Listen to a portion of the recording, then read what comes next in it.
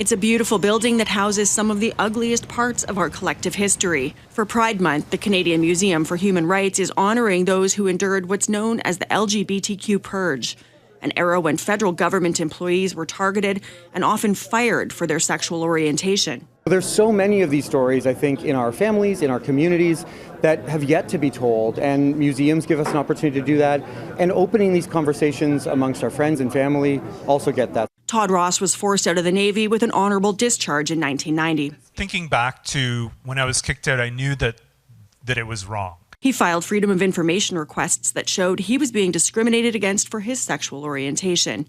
Michelle Douglas was an officer in the Canadian Armed Forces in the mid-1980s when she too was investigated. Because I fell in love during that time with a fellow officer who happened to be a woman, I came under interrogation by military police for many days.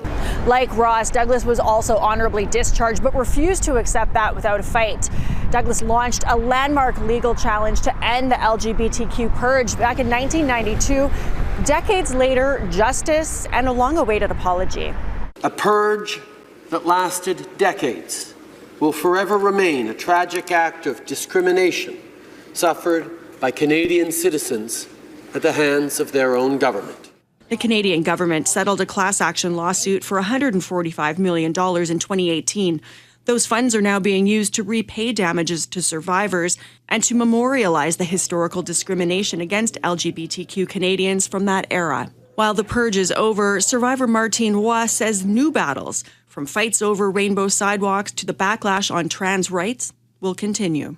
There's a lot of things that we can do, and one of them is to be not pessimistic. To the contrary, we have to gather, we have to be optimists, we have to say we know how to fight. We did it before. Let's do it again. She hopes activists remember that and find strength in their roots. Melissa Ridgen, Global News, Winnipeg.